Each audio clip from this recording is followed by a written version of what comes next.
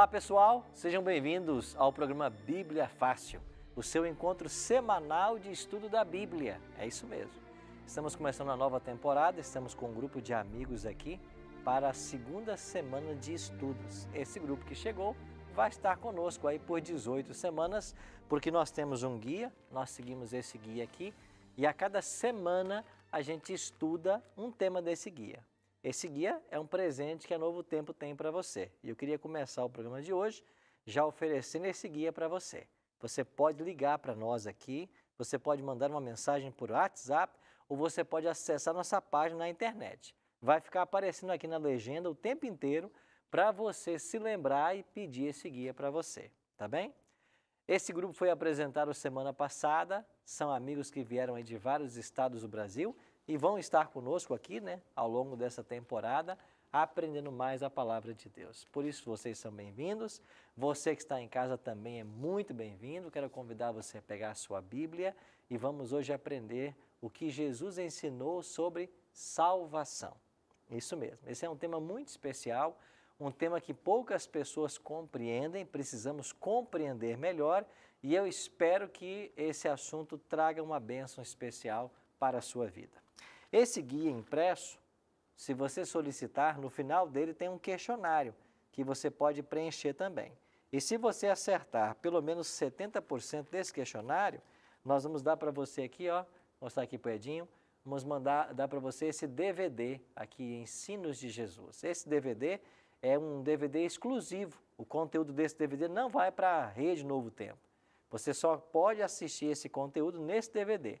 Nós gravamos lá em Israel, Egito e Palestina. Gravamos o que Jesus ensinou no local que ele ensinou. Então, se você acertar as respostas desse guia, você ganha também esse DVD que a gente manda para a sua casa, tá bom?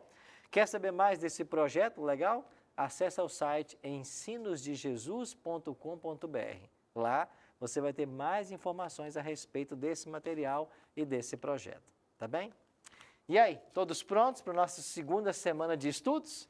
Já estamos juntos há uma semana, né? Já estudamos aí um tema, agora vamos para o segundo tema, com a nossa Bíblia em mãos e aprender o que Jesus ensinou sobre salvação. A pergunta é, precisamos ser salvos? Salvos de quê? Eu tenho que ser salvo? Salvo de quê? É isso que vamos entender hoje. E você que está em casa, pegue a sua Bíblia, vamos orar por o estudo e depois vamos ler vários textos da Palavra de Deus a respeito desse assunto. Bondoso Deus e Pai, muito obrigado por termos a oportunidade de mais uma vez nos reunirmos para abrir a Tua Palavra. Que o Teu bom e Santo Espírito, mesmo que esteve com os apóstolos e profetas, inspirando o Teu livro sagrado, esteja conosco agora ao aprendermos mais da Tua vontade. Cuida de todos nós e nos dê um estudo abençoado. Em nome de Jesus te oramos. Amém. Quero aproveitar e lembrar você que os mesmos temas do Bíblia Fácil também estão sendo estudados numa igreja, aí perto de você. Acesse o nosso site encontreumaigreja.com.br e você vai localizar uma igreja adventista mais perto da sua casa. Nos domingos à noite, a gente tira um tempinho para estudar os temas dos ensinos de Jesus. E você pode ir lá participar desse estudo, tirar suas dúvidas e aprender mais a palavra de Deus. Você vai ser muito bem recebido, você vai ser lá abraçado, recebido com muito carinho, porque é um ambiente que a gente prepara para você lá, tá bom? O convite está feito para você e para a sua família. Vamos então abrir mais uma vez esse livro sagrado? A Bíblia ensina que nós precisamos ser salvos. Mas salvos de quê? Essa é a grande questão. Quando lemos a Escritura Sagrada, nós entendemos que houve um tempo na eternidade onde o homem ainda não havia sido criado. O homem não existia. Deus havia criado os anjos. E nesse universo criado por Deus, com esses seres angelicais, reinava a perfeição, a beleza, a harmonia, a paz. Tudo era perfeito. Um dia, Deus resolveu criar o homem. E então, quando vamos para a Bíblia, no primeiro livro, no primeiro verso, a Bíblia diz assim, no princípio criou Deus os céus e a terra. Que princípio é esse? No início de todas as coisas. Num momento, Deus teve a ideia de criar o planeta e habitá-lo. Então, Deus criou os céus e a terra. Para habitar esse belo planeta, Deus criou o primeiro casal, Adão e Eva. Estão aí os nossos ancestrais, nosso primeiro pai, nossa primeira mãe. Toda a humanidade é descendente de Adão e Eva. É isso que a palavra de Deus nos ensina. Nós temos uma origem comum. Nós temos um pai e uma mãe, Adão e Eva. Toda a humanidade descende deste primeiro casal. Deus, ao criar Adão e Eva, pretendia que eles vivessem felizes e eternamente. A doença, a morte, o sofrimento não faziam parte do plano de Deus.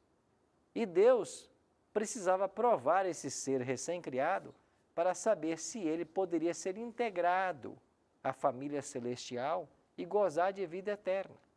Então Deus tinha que dar um teste para Adão e Eva. E esse teste é apresentado em Gênesis capítulo 2. Então abra sua Bíblia aí comigo.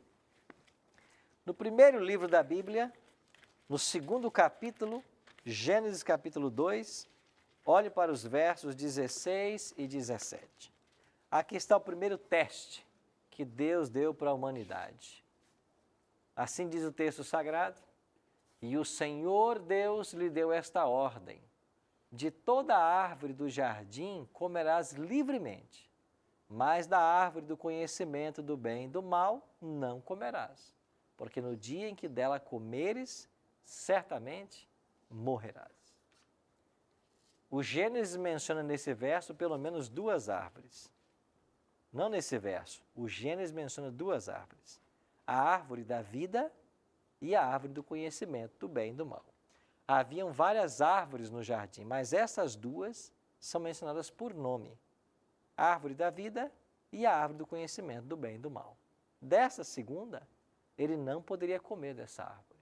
E Deus foi claro em sua orientação: você não coma do fruto.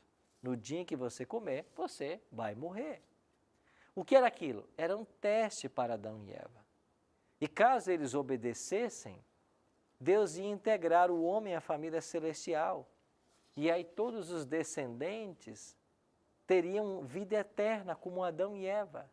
O plano de Deus era perfeito. Mas o que aconteceu? Nossos primeiros pais, ao invés de obedecerem a Deus, o que eles fizeram? Eles desobedeceram. Eva começou a conversar ali com a serpente a enganou, ela comeu do fruto, levou para Adão, Adão também comeu, e quando ambos comeram desse fruto, ambos agora estavam fadados à morte. Então o homem desobedeceu e a consequência natural foi a morte. Mas Deus havia amado tanto, o amava tanto esse homem recém-criado, que Deus resolveu estabelecer um plano para que ele não morresse eternamente. Então, o livro do Gênesis já apresenta para nós a origem do mal, do sofrimento, da miséria e da morte, mas no mesmo capítulo que se apresenta a entrada do pecado, também já se fala a respeito de um plano para que o homem pudesse ser salvo. E você vai entender que nesse livro de Gênesis, você tem ali a promessa já de um Messias. E essa promessa eu queria ler com vocês. Abra sua Bíblia aí no capítulo 3, agora. O capítulo 3 de Gênesis fala a princípio a respeito da queda do homem, da participação do fruto. Mas olha agora para o verso 15. Porém, inimizade entre ti e a mulher, entre a tua descendência e o seu descendente. Este te ferirá a cabeça, e tu lhe ferirás o calcanhar. Essas palavras aqui, Gênesis 3,15, foram ditas por Deus para a serpente e para Eva. Deus está dizendo assim para Eva e para a serpente: eu vou colocar inimizade entre vocês. Não vai haver amizade entre vocês. E um dia, serpente, você vai ferir o calcanhar do descendente da mulher, de um filho que a mulher vai gerar. Mas um dia, esse filho que a mulher vai gerar vai esmagar a sua cabeça. Quem é esse filho descendente prometido? É o Messias, é Cristo. Tanto é que quando Eva teve o primeiro filho, como se chamava o primeiro filho do casal? Quem se lembra? Caim. O filho mais velho é Caim. Olha aqui para a palavra de Deus e dê uma olhadinha no capítulo 4, verso 1. Coabitou o homem com Eva, sua mulher, esta concebeu e deu à luz a Caim. Então disse, adquiri um varão com o auxílio do Senhor. Se você pegar o texto hebraico, o Gênesis 4:1, o que Eva disse foi o seguinte, adquiri um varão, o Senhor. Então, no original hebraico, as palavras de Eva foram, eu dei à luz a um varão. Sabe quem é ele? O Senhor. Ele é o Messias que me foi prometido por Deus. E Eva esperava que esse primeiro filho que ela gerou fosse o Messias, que viesse resolver o problema do pecado. É por isso que toda mulher queria dar à luz a um filho. Por quê? Porque todos eles esperavam o Messias. E aí na cultura acabou se dando uma prioridade aos meninos, aos homens. Porque todas tinham a expectativa de dar à luz ao Messias prometido. Então, desde o primeiro filho, já havia a esperança de que esse filho fosse o Salvador. E isso só aconteceu milhares de anos depois, quando Maria dá à luz. Agora ela dá à luz a o Deus Emanuel, o Messias, o Cristo. Então, no mesmo capítulo que fala da queda, já está a promessa de um Salvador. Quando vem Cristo, o que ele faz agora? Mateus, nós vamos ler agora em vários textos e vamos ler sobre a condição do homem e como isso se cumpriu no ministério de Jesus. Antes, porém, Pedro. Sim, então respondendo à pergunta inicial, do que seremos salvos? Serei salvo de um pecado que o meu primeiro ancestral cometeu, a desobediência. Que condenou você à morte. Então eu estou viciado, eu estou condenado por um erro de um terceiro. Exatamente. E só um terceiro vai me salvar. Exatamente. Aí você pode pensar, mas espera aí, você que é da área das leis, né? É um pouco injusto. Não, aí que está a grande questão, que hoje nós temos que equalizar. Espera aí, pastor. Quer dizer, então, que eu tenho que pagar pelo pecado de Adão? Não. Adão era nosso representante e ele falhou.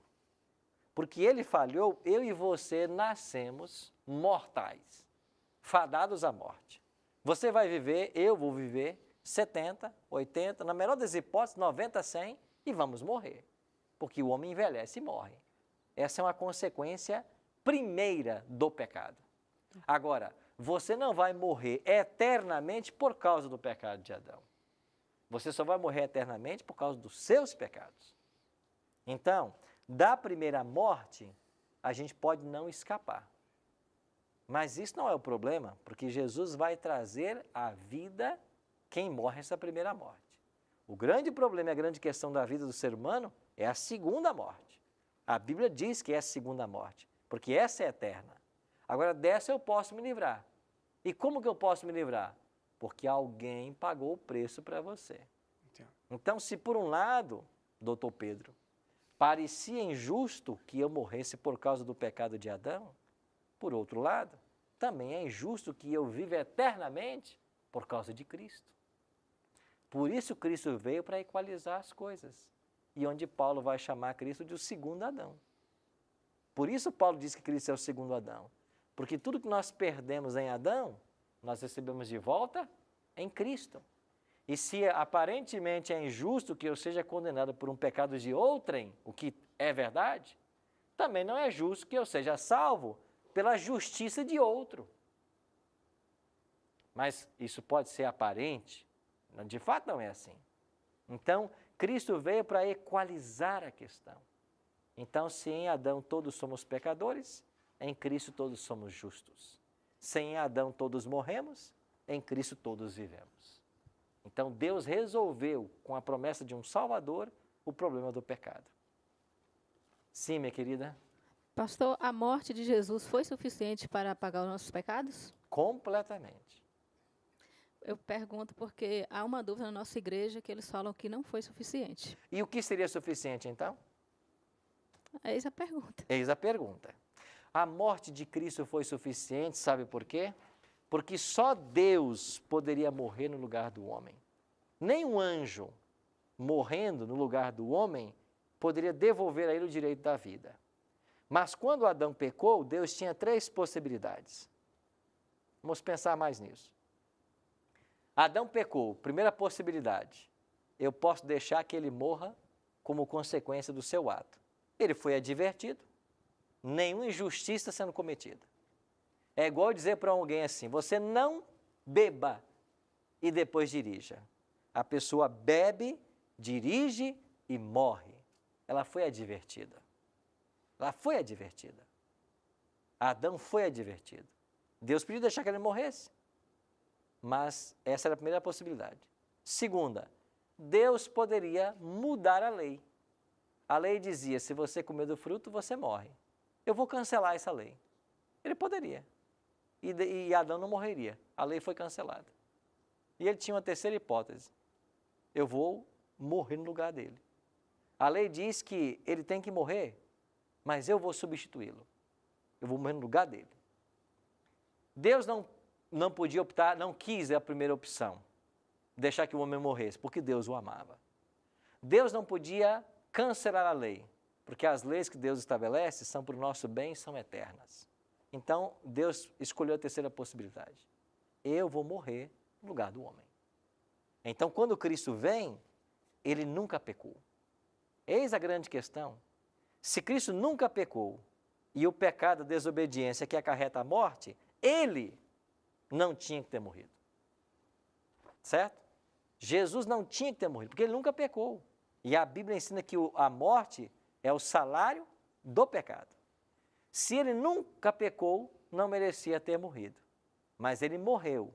E a vida que ele conquistou de crédito, ele oferece agora em lugar do pecador. Então, a morte de Cristo foi suficiente para perdoar todos os nossos pecados e nos dar a vida eterna. Certo? Pedro? É só continuando o raciocínio, porque se eu dependo de Adão e Eva para ser condenado, digamos assim.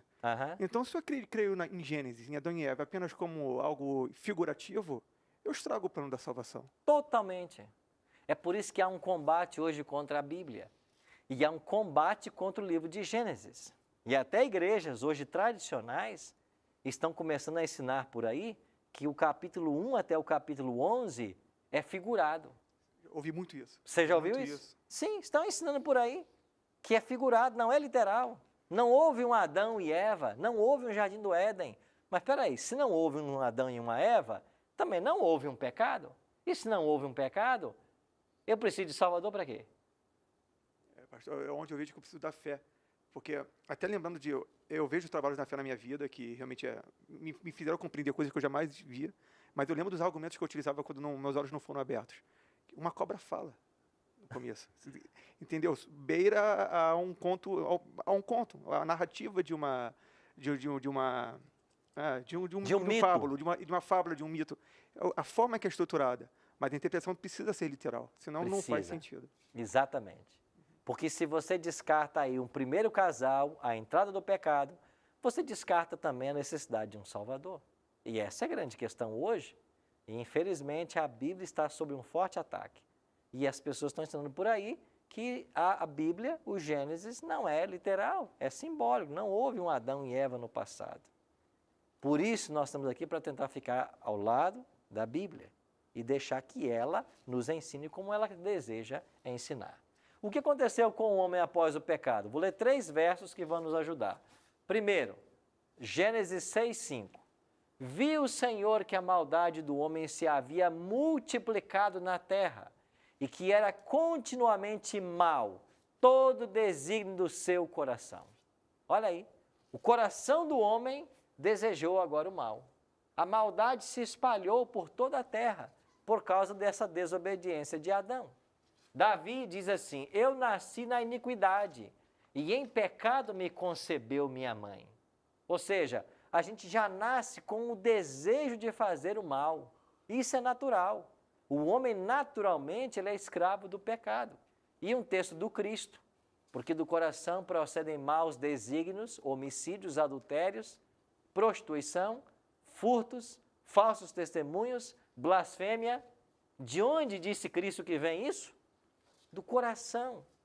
O ser humano é assim, naturalmente nós somos assim. Então, lembra de uma palavrinha que nós usamos aqui na semana passada? Cosmovisão. Se você não aceita a Bíblia como a revelação de Deus, se você não aceita o Gênesis como literal, a sua cosmovisão está comprometida. Sabe por quê? Porque se você não entender que o ser humano sem Deus, ele é mau, naturalmente ele é mau, e nós precisamos de Deus, você não entende por que o mundo é do jeito que ele é. A nossa cosmovisão, ela é abençoada pelo conhecimento da Bíblia. Quando você entende essas coisas, a origem do mal e por que o homem é como é, aí você entende por que um pai pega uma menina e espanca até a morte.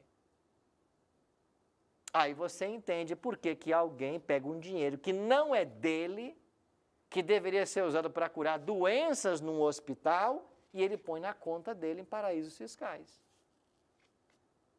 Aí você entende por que alguém pega uma arma e mata alguém para roubar um relógio. Você entende por que o ser humano faz isso? Porque o ser humano é mau por natureza. Agora existe um plano satânico de tirar Deus da vida das pessoas. É um plano diabólico.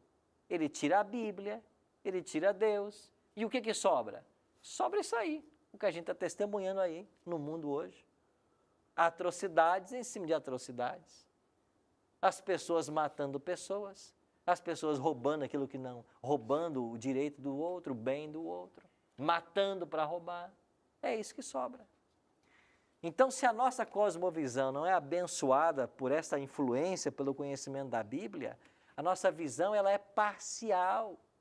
E você pode tentar entender o ser humano à luz da sociologia, à luz da psicologia, à luz da filosofia. Se você não entender o ser humano à luz da religião, à luz da Bíblia, a sua visão é parcial, problemática. Naturalmente, nós somos inclinados para fazer o mal. E se não houver uma instrução religiosa, se não houver Deus, se não houver o ensinamento da Bíblia, onde vamos parar? No que a gente está vendo aí hoje. O mal reina. As pessoas fazem o mal.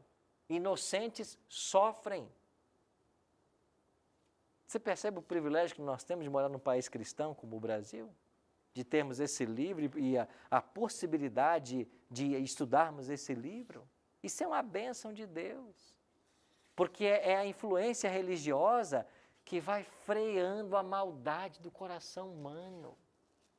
É a influência desse livro que vai ensinando os meus garotinhos lá em casa a serem pessoas honestas, pessoas boas, pessoas justas. Porque se a gente não fizer isso, eles vão crescer marginais. Porque está no coração deles o mal.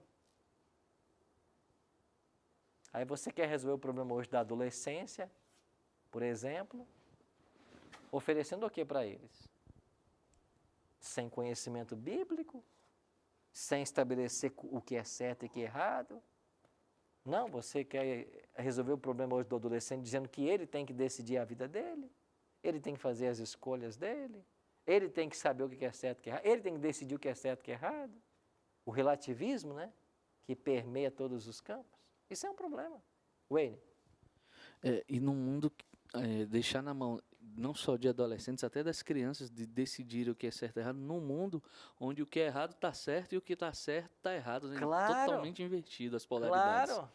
E falando sobre esses ensinamentos, eu recordo que eu já vi por diversas vezes o Carlos Massa, o apresentador Ratinho, ele falando algo que faz muito sentido, né? Eu, particularmente, comungo dessa opinião. A coisa mais chata que tinha quando eu ia para a escola era antes de entrar, a gente formar uma fila, cantar o hino nacional e rezar ou orar. Era a coisa mais chata para o aluno. Hoje a gente vê o quanto aquilo, na minha geração, foi importante para a gente ter pelo menos um direcionamento de respeito à cidadania e às coisas cristãs. E o Ratinho, ele fala justamente essa opinião, eu concordo. O problema do Brasil, da humanidade, é que professor que é para levar conhecimento, o pai entrega para que eles eduquem os bons costumes, quando a responsabilidade é do pai, mas, acima de tudo, hoje, a família não tem dentro do seio dela esses princípios que, na visão dele, religiosos, né, eu diria cristãos, que é o que alicerçou as últimas gerações, ou a penúltima geração. Eu falo de mim, né? A galera nova já não tem isso, não tem contato nenhum, seja igreja católica, seja evangélica, não tem contato nenhum. É uma geração que vive falando o tempo inteiro de uma liberdade, e eles não sabem por quê. Eu acho que a falta desses ensinamentos que a gente teve até, eu acho que década de 80, fez alguma diferença na nossa geração hoje. E isso faz com que eles não tenham respeito mais por nada e não tenham noção de nada e não sintam necessidade de nada que venha se relacionar com Deus. Claro. O papel da autoridade ficou prejudicado, tanto na família quanto na sociedade. Tirou-se valores que eram importantes para nortear o cidadão, a vida em comunidade, o civismo. Bom, são problemas por quê? Porque o pecado está generalizado, tomou conta. Bom, nós vamos para o intervalo. Assim que voltarmos, temos o Marcelo aqui com uma pergunta e vamos continuar estudando a respeito do que Jesus ensinou sobre salvação. Não sai daí, a gente volta rapidinho.